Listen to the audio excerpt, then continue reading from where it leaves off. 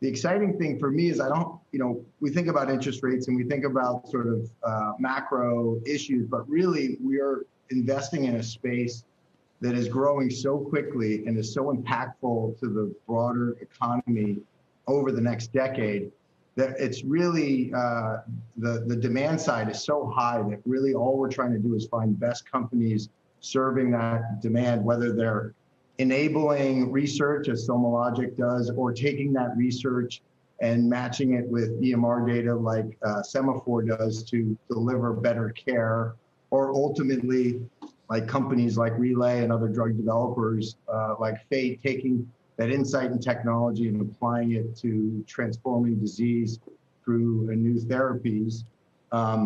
There's really just an endless amount of opportunity. And so I spend my day sort of just looking for the best in breed companies, best in breed technologies, and then trying to give them as much capital as possible to execute over the long run.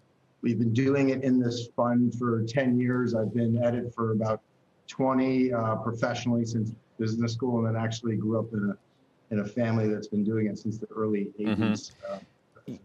You're doing it at a time when the market has been rewarding a lot of these companies. You know, I'm looking right here as you were talking, the S&P is adding to its gains today. It's another new high. You know, the Nasdaq's 13,400, and a lot of the stocks in your universe, trade within that realm. You mentioned a company called Fate Therapeutics, right? $8 billion valuation. Invitae is another one we've heard a lot about over the last many months, near $8 billion. Exact Sciences.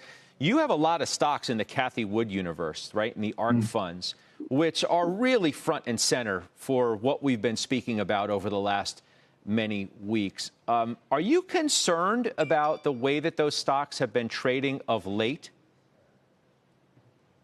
Yeah, it's not concerned. It takes a little bit of fortitude to be a long-term growth investor with the volatility. But I think you got to keep in mind that when you have a company, you said, Fate Therapeutics, an $8 billion market cap company. Amgen maybe is the largest biotech today at $150 billion. That's in the context of trillion-dollar market cap companies that you guys have talked about in the last hour.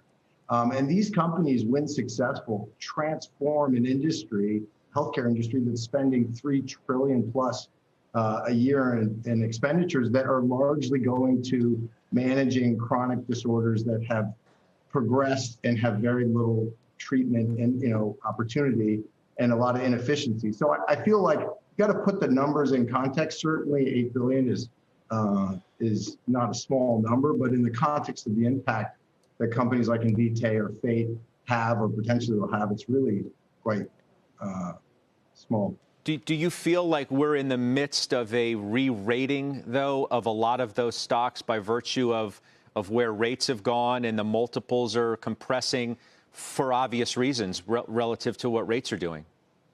Yeah, I think we've certainly seen that, right? And that's the volatility I'm speaking to, except in that environment, what happens is you have a differentiation between all the companies that seem alike, and then over time you get these re-ratings, and those that are true growers and that have differentiated technologies and strong management teams, they ultimately outperform and break through the pack. And I think you've seen that in technology, traditional technology companies throughout the past couple of decades, and you'll see that in life sciences, where in the early days, everyone thinks every company is the same. And then when you have these dislocations, those with strong balance sheet execute through, like an Invitae or Fate or Semaphore or SomaLogic. I think if you tie it back to what Keith and I are trying to do through our SPACs is give companies like a SomaLogic an enormous amount of capital and great board sponsorship and expertise so that they can ride through these moments of dislocation and come out the other side.